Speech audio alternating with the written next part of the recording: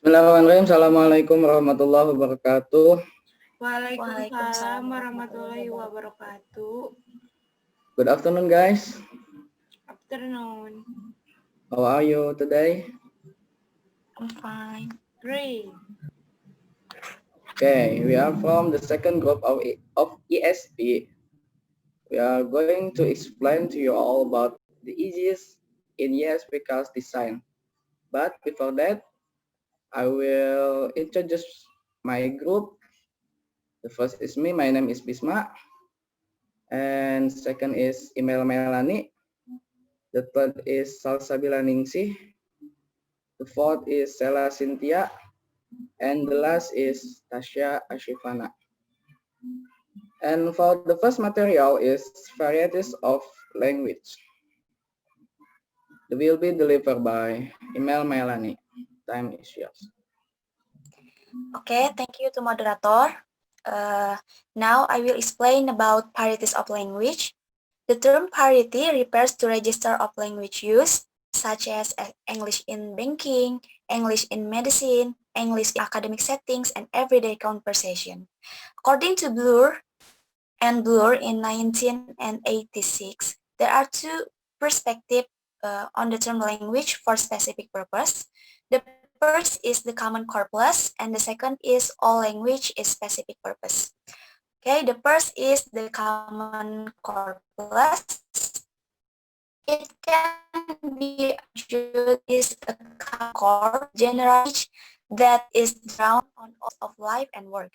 This can also be referred to a basic language. In this figure, shows a representation of common core language and its relationship to language varieties, according to Pete Corder in 1993. And the slash line is as a common core of the language, and the vertical line is as learner required repertoire. The second is all language is specific purpose. A second perspective is that there is no common core of language pre-existing to varieties. The core is rather an essential part of any one of the innumerable varieties of the language, according to Bloor in 1986. In short, basic language is what is present in all varieties of English, where the varieties overlap. According to Bloor, teaching a specific variety of English, or ESP, can start at any level including beginners. Moreover, learning from the specific variety of English, for example, English for doctors and English for hospitality, is highly effective as learner acquire structure in relation to the range of meanings in which they are used in their academic, workplace, and professional environment. In this figure, show represent the second perspective. The figure show three varieties of English, V1, V2, and V3. And in V1 is vertical line is as the learner require report higher. Okay, that's all for me. I bring back to moderator. Okay, thank you very much to Imel Maelani. And the second material is need analysis. Will be delivered by myself. Yeah, need analysis refer to the activities involved with in collecting the necessary information for developing an effective curriculum that meets the student particular need, according to EWAL 1999. In analysis, teacher must identify what the first is target needs and the second is learning needs. Okay, the first target needs. Target needs, teacher must identify learner wants, learner's personal view about the needs or lack he has, and learner lacks. The cap exciting between the target proficiency and the current proficiency of the learner. And the second is teacher must identify learning needs. Refer to the background linguistic knowledge the learner needs to have in order to master the future abilities he will need to perform in the target situation. Maybe that's all from me. Next to the material is types of syllabus will be delivered by Tasya Assyifana. Time is yours. Thank you, moderator. So, in order to specify what language will be taught, items are typically listed and referred to as the syllabus. Grave in 1996 described the syllabus as a specification and ordering of the content of a course. From a course in language teaching by PUR in 1996, characteristics of a syllabus are consist of a comprehensive list of content item and process, ordered, and then has explicit objective. A public document may indicate a time schedule, may indicate preferred methodology or approach, and then may recommended materials. According to Long and Corks in 1992, syllabus can be synthetic, that language is segmented into discrete linguistic items for presentation one at a time, or can be analytic, that language is presented a whole chunk at a time without linguistic control. And it is not possible to teach all of a language. Teacher and course designer must be selective. Based on their observation of general English language courses, Brown in 1995 and Richard in 1990s list the following type of syllabus as structural, that organize primarily around grammar and sentence patterns. And the second is functional, that organize around communicative functions such as identifying, reporting, correcting, and describing. And then notional, that organize around conceptual categories such as duration, quality, and location. And then topical, that organize around theme, topic such as health, food, and clothing. And then situational, that organize around speech setting and the transcription associated with them, such as shopping, at the bank, and at the supermarket. And then skill, that organize around micro skills such as listening for guests, listening for specific information, and listening for inferences. And then the last is task or activity based, that organize around activities such as drawing map, following the direction, and the following instruction. And then in the EAP teaching, Flowerdew and Peacock in 2001 list the following type of a syllabus as lexicogrammatical, that organize around structure and vocabulary, and then functional national, that organize around language function and notion, and then discourse based, that organize around aspect and text cohesion and coherent, and then learning centered, that organize on what learners have to do in order to learn language item and skill, not the item skill themselves. And then skill based, that organize around particular skill, and then genre based, that organize around convention and procedure in genre as unit of analysis, and then content based, that organize around theme.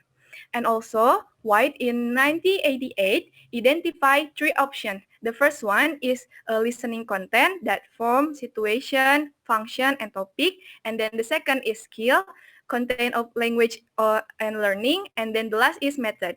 One method option is the test-based syllabus. The test-based syllabus is a syllabus type that is widely embraced at the present. The test-based syllabus comprises the list of tests that the student will perform. It is argued that tests provide a purpose for using language meaningfully, and that through struggling to use language to complete the test, and the student acquire language. And then Long and Crooks in 1992 also argued that test-based syllabus in ESP specify a real-world text. I think that's all from me. I'll bring it back to the moderator. Okay, thank you very much to Tasya Assyifana. And the next material is narrow and wide angel curves design. Will be delivered by Salsabila Ningsih. Thanks. Okay, thank you for moderator. a course developer pairs with a group of students who are planning to study English academic purpose. Could mean, for example, English for law student or engineering student. It is becoming more popular as the different recruitment of the subject are becoming better understood. The study English academic purpose can create two English for specific purpose, such as English for engineering student studies and English for social studies. For me, I'm bringing back to moderator. Yeah, okay, thank you very much, Salsabila Ningsih. And the last material is specific and flexible elements in ESP. It will be delivered by Sella Sintia. Time is yours. Okay, thank you, Bisma. Specific and specifiable elements in ESP. Need analysis in ESP often focus on the skills learners. They need to study or work effectively in their target environments. In analyzing needs, ESP curriculum designers identify which micro skills from general pool of skills used across a range of environments are important for a particular group of ESP learners. As you can see on the PowerPoint, there are elements in English for specific purpose. Language identified as specifiable, language use identified as specific, language skills identified as specifiable, content including conceptual and cultural identified as specific. The ESP instruction is oriented to helping learners become more aware of language use and conceptual content, including cultural content, critical in the workplace, academic, or professional environments and disciplines to which they are headed. For example, Bosher and Smolkowski 2002 report that the instruction for the nursing students was oriented to cultural content. One of the needs the English for Nursing Studies course sought to address was making small talk with clients. What constitutes small talk in healthcare situations is a question of content. Another example of specific or specifiable for the nursing students, the nursing students used to know what topics are appropriate for nurse-patient interaction and in which circumstances small talk is seen as appropriate. In workplace, academic, or professional environments and disciplines, certain language forms and features may occur more frequently than others, and certain skills are used more often than others. These can be identified, but they are not exclusive to those environments or disciplines, and they called as specifiable elements. That's all from me. I'll bring it back to Bisma. Okay, thank you, Sella Sintia. And okay, guys, that's all material from our group.